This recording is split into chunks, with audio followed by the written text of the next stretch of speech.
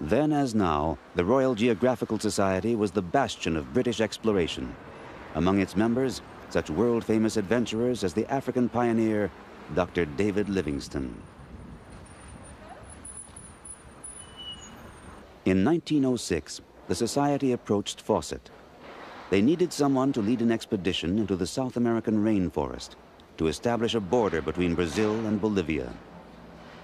Fawcett's success on the mission would earn him the Society's gold medal, its highest recognition, and in 1916, induction into the Hall of Fame of British explorers.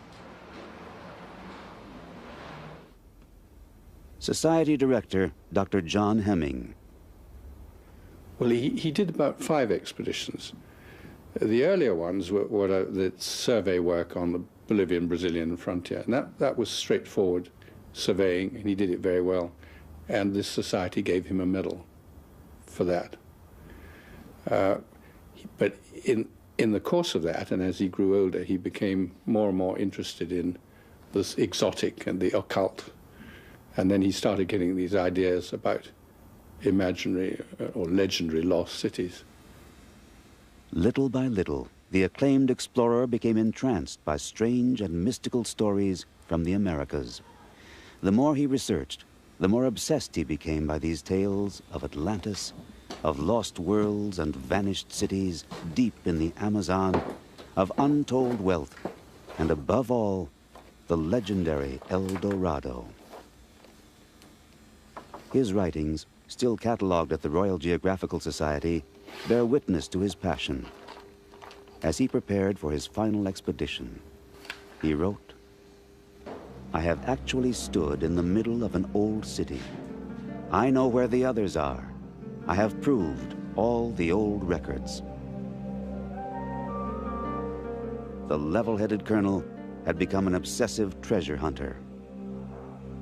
And so in 1925, he set off to Brazil on what he believed would be his greatest expedition ever. He took only 2 companions, his 21-year-old son Jack and a school friend, on the search for the lost city of gold. But I don't think he mentioned El Dorado as such. He thought he'd read a report by one of the many Bandeirante expeditions. The Bandeirantes were people from Sao Paulo who went deep into the interior of Brazil looking for gold mines or slaves. And they were at their height in the early 17th century. But the report that Fawcett came across was dated 1743, and it was a small team in the interior of the state of Bahia who were looking for some mines, gold mines, that they thought Bandeirantes had discovered about 100 years earlier. And they wrote a report to the then viceroy saying they'd seen this extraordinary city.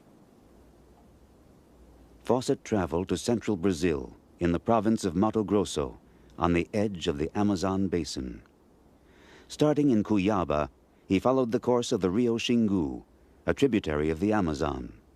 According to the Bandeirante report, the lost city was 1,000 miles away, in the direction of the Atlantic. Yet Fawcett chose to go inland along the Xingu River. Why the long way around? In his readings, Fawcett had come to believe there was an entire lost empire hidden within the Amazon. He intended to discover its riches. But what began so confidently in the rooms of the Royal Geographical Society would end in tragedy. Why did Fawcett vanish? What did he discover? It's one of the great mysteries of modern exploration.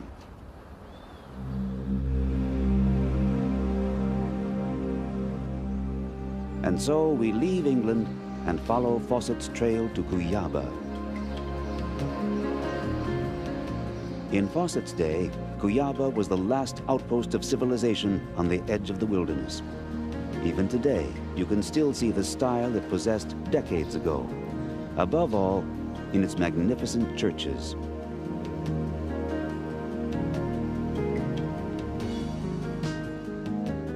But in one of his last letters home, Fawcett mentioned an Indian from the jungle who had said, "Where I live, but some distance to travel, are buildings greater, loftier, and finer than this. They too have great doors and windows, and in the middle is a tall pillar bearing a large crystal whose light illuminates the interior and dazzles the eyes. For Fawcett, stories like this were proof that El Dorado had to exist, and that the way there was to be found through the region of the Rio Xingu. 7 decades later, we are following Fawcett's trail, following it to the point where he disappeared. But even today, the path to the Xingu River is no leisurely stroll. Any mistake could prove fatal in the wilderness. And so we pack carefully, supplies for 2 weeks, gifts for the Indians, outboard motors, a reserve boat, and of course, our film equipment.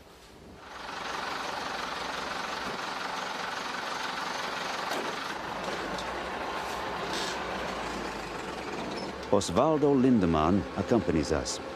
Osvaldo is a mechanic, the only one on the Rio Xingu. In the remote villages of the jungle, no one is needed as often as he is, and no white man knows the area as well.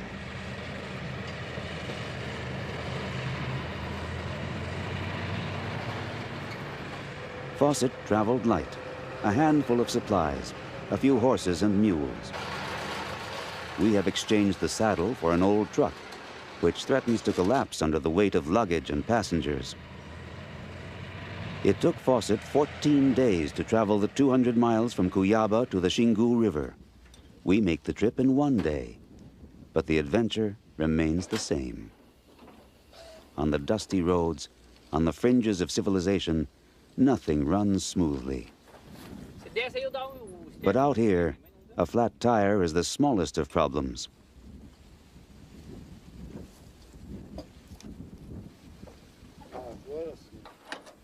Subtropical temperatures soar above 100 degrees. The heat and humidity are oppressive. The Brazilian plains stretch out before us. We move forward in slow motion, breathing dust. Time here is as monotonous as the landscape we are traveling through.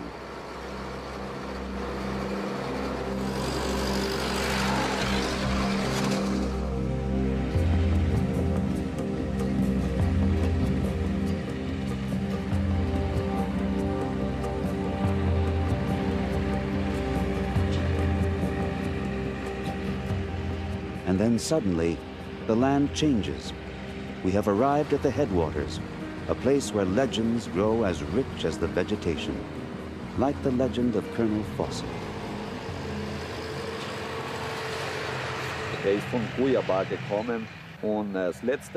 He came from Cuyaba. The last that was heard of him was that he was with the Kalapalo Indians. He stayed there for a few days. Some of the older Kalapalos say that they took Fawcett over the river by boat. That was the last time that he and his son were seen. Then Colonel Fawcett simply disappeared in this region.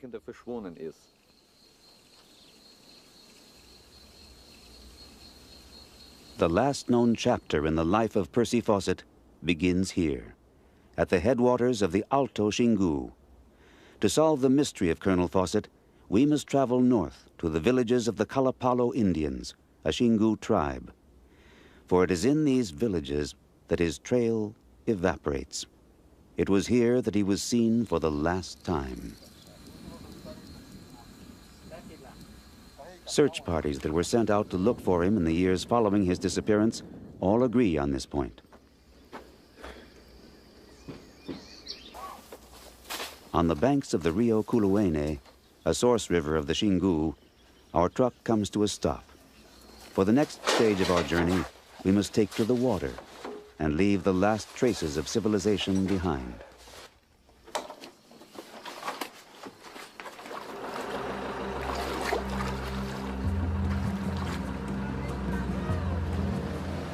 And so we enter a strange world, a world Fawcett sought, a world from which he never returned.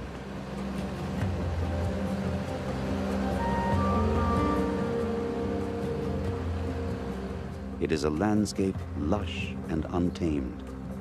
Behind these green walls, Fawcett believed he would locate ruined cities, temples covered in gold and jewels.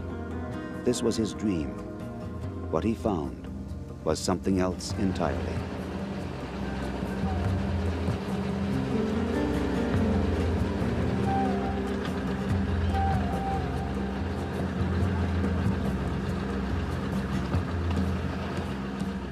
We reached the first village of the Kalapalos. They are as curious about us as we are about them.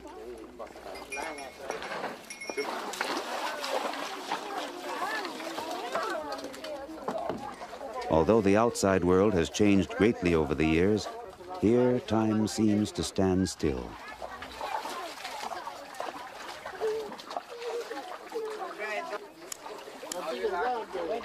Since 1961, this area has been under government protection. The Indians here live their traditions just as they did in the days Fawcett arrived, just as they have for centuries.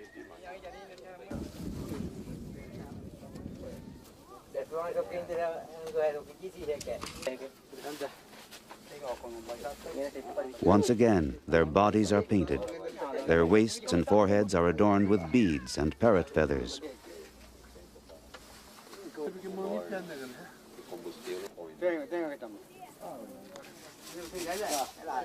On their torsos, the men paint the mythology of their people.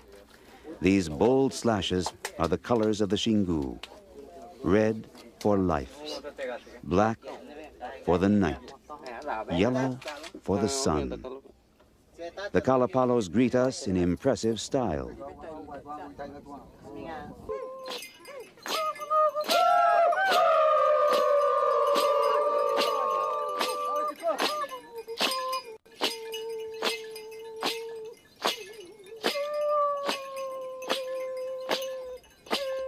In their dances, the ancient myths are relived.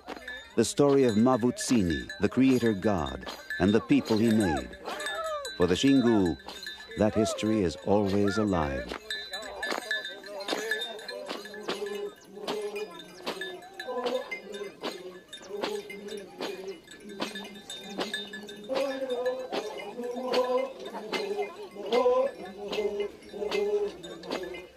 What would Percy Fawcett have made of this spectacle? He was a man obsessed, a man with no time for cultural performances. El Dorado lay ahead, and he had to keep on going.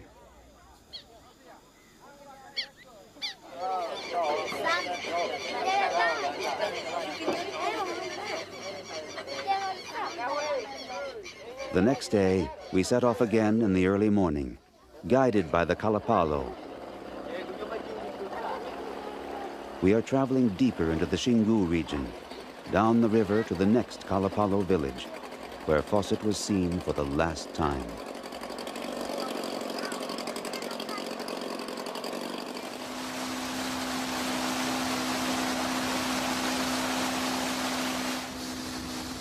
We look around with Fawcett's eyes. How did he feel on this journey, without an outboard motor, without a local scout? Even today, there are dangers along these banks. The threat of malaria, starvation, and just getting lost. But in Fawcett's day, this was unknown territory, and all the more fearsome. A river that led to an uncertain destination. A journey of strange currents, unknown tribes, wild animals.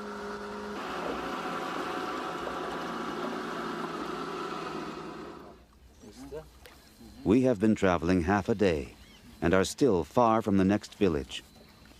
¿Cuántas horas? Okay. ¿Cuántas horas? Daqui do Leonardo? Sim. 150, né? 6? 5. 5. Still 5 hours to go. The deeper we penetrate into the region of the Alto Xingu, the clearer it becomes that the lonely voyage of the three Englishmen was a suicide journey.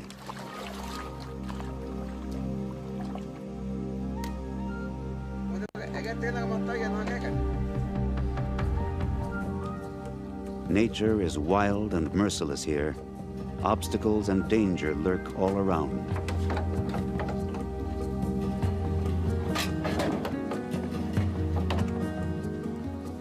What Fawcett must have seen, we can only guess. What he must have felt, we'll never know.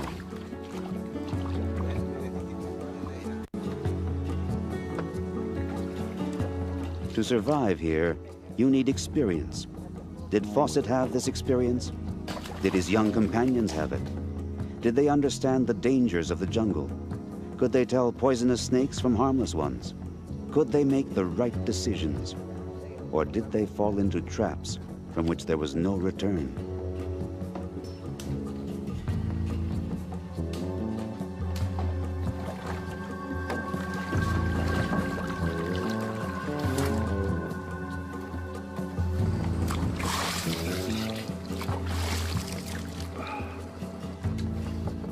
The tributaries of the Xingu, a labyrinth without an exit. The art of survival is not acquired on 4 or 5 expeditions. Only those who were born here can find their way through this wilderness, can find their way past the dangers, can find food.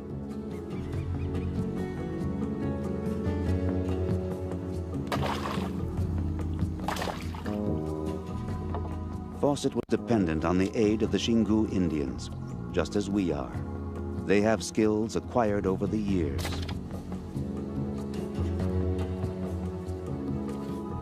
In an unforgiving wilderness, they know the way of the water.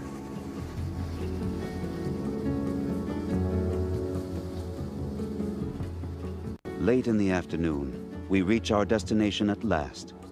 This Kalapalo village is the final place Fawcett was seen alive. After that, he seems to have simply vanished.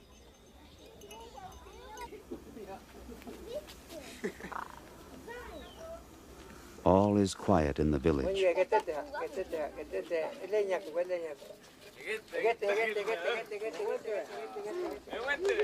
We arrive as hungry as Percy Fawcett's small expedition must have been all those years ago.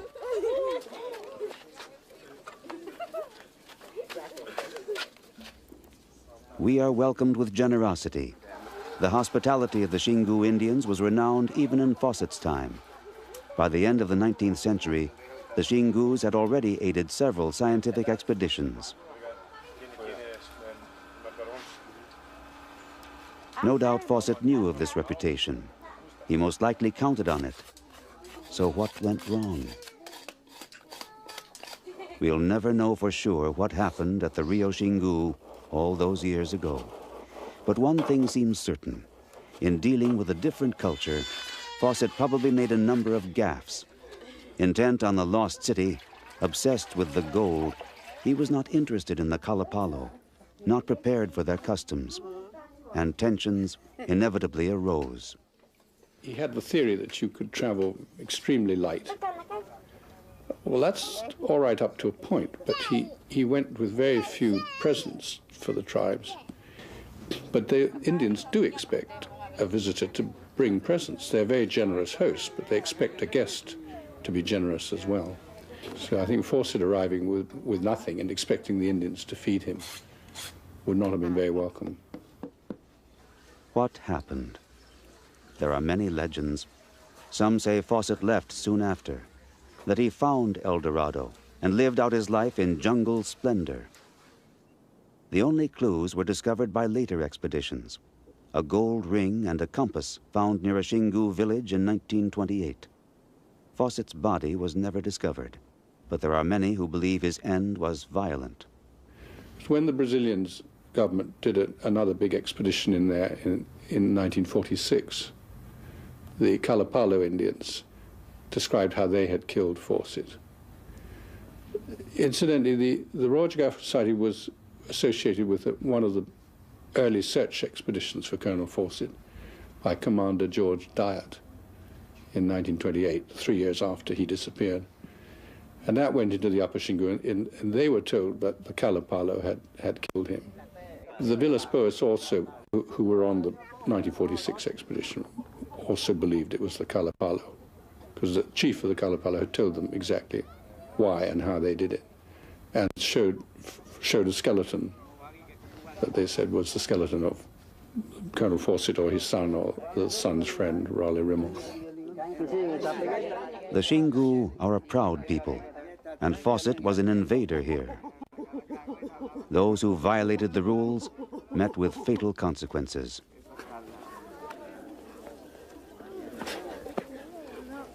Today, the so-called hookah fights are a game, yet there are traces of a harsher past.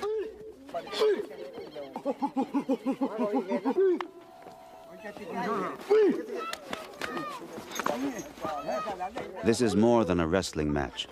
It is a reenactment of the mythical first fight between the monkey and the jaguar, a fight for honor and prestige.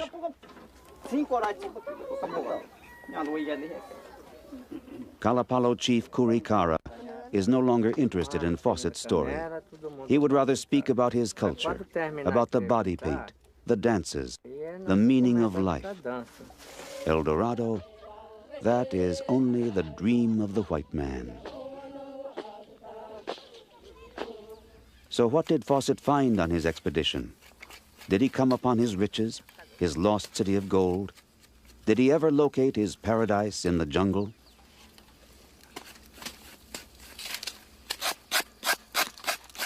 A man in search of El Dorado, in the grip of treasure fever, would not know other treasures when he encountered them, would have no use for the quiet charms of the forest villages. For here there are no gems, no fame, no honor, only the same work day in and day out. This cannot have been the dream of the ambitious Percy Fawcett. And even if he wished to stay, the Indians wouldn't have wanted him. When gold beckons, their lives are worthless. They know this, and so their lips are sealed. It's as true today as it was then. The Indians don't take the white men to the places where treasures could be. They don't talk about this, for they know that gold spells their doom. In the past, it was eccentric loners who ventured here. Today, there are others, but they still seek the same thing, according to Xingu chief Aritana. The white men don't respect the borders of the Xingu area. They invade us, chop down our trees, and above all, they search for gold. They search for gold, and they poison the rivers. This is our greatest worry. There is gold throughout Brazil, and the prospectors believe it is here too, in Xingu territory, according to Ronaldo, a local official.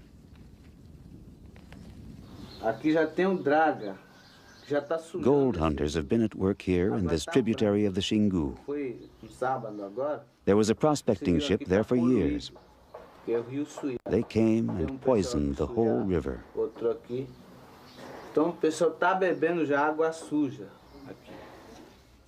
Then as now, gold hunters meant danger for the Indians. And in an earlier time, these kinds of threats were handled just one way. They were clubbed to death.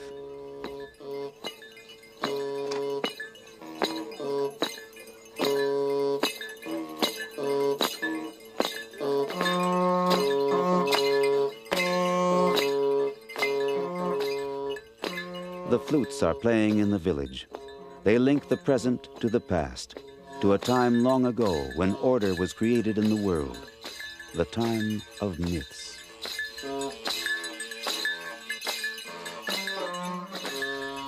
Fawcett was hunting for a myth of his own, El Dorado, yet it seems he had no feeling for what he actually encountered.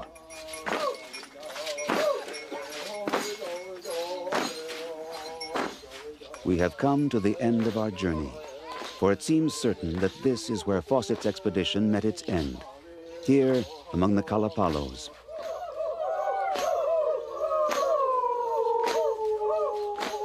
Miscalculations, language barriers, these were the reasons for Fawcett's failure. Obsessed with a dream, he did not see, did not understand the beauty he had found. He paid the highest price.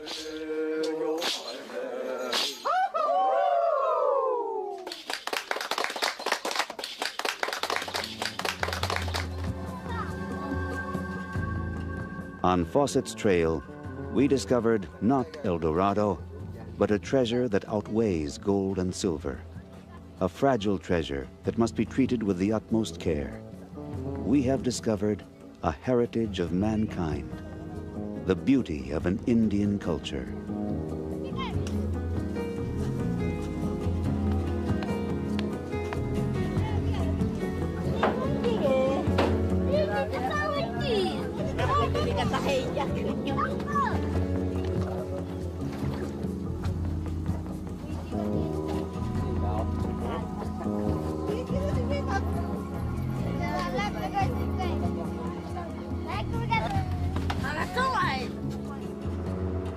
We leave the village, but Fawcett's shadow lingers on.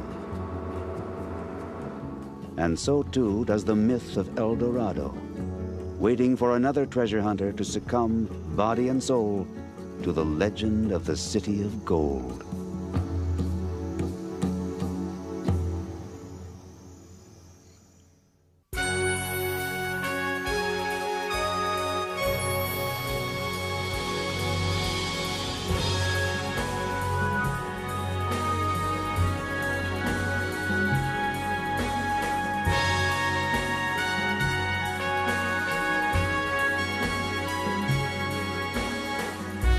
Into the Hall of Fame of British explorers. Society Director Dr. John Hemming. Well, he did about 5 expeditions. The earlier ones were the survey work on the Bolivian-Brazilian frontier, and that was straightforward surveying, and he did it very well. And this society gave him a medal for that. But in the course of that, and as he grew older, he became more and more interested in this exotic and the occult. And then he started getting these ideas about imaginary or legendary lost cities. Little by little, the acclaimed explorer became entranced by strange and mystical stories from the Americas. The more he researched, the more obsessed he became by these tales of Atlantis, of lost worlds and vanished cities deep in the Amazon, of untold wealth, and above all, the legendary El Dorado. His writings, still catalogued at the Royal Geographical Society, bear witness to his passion. As he prepared for his final expedition, he wrote, "I have actually stood in the middle of an old..."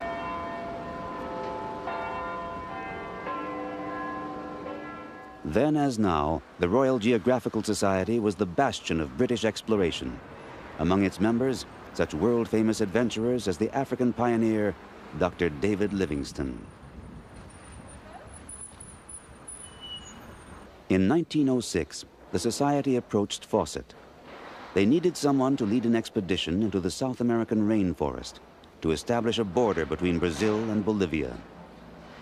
Fawcett's success on the mission would earn him the Society's gold medal, its highest recognition, and in 1916, inducted city. I know where the others are. I have proved all the old records. The level-headed colonel had become an obsessive treasure hunter. And so in 1925, he set off to Brazil on what he believed would be his greatest expedition ever. He took only 2 companions, his 21-year-old son, Jack, and a school friend, on the search for the lost City of Gold. But I don't think he mentioned El Dorado as such. He thought he'd read a report by one of the many Bandeirante expeditions. The Bandeirantes were people from Sao Paulo who went deep into the interior of Brazil looking for gold mines or slaves. And they were at their height in the early 17th century. But the report that Fawcett came across was dated 1743, and it was a small team in the interior of the state of Bahia who were looking for some mines, gold mines, that they thought Bandeirantes had discovered about 100 years earlier. And they wrote a report to the then viceroy saying they'd seen this extraordinary city. Fawcett traveled to central Brazil.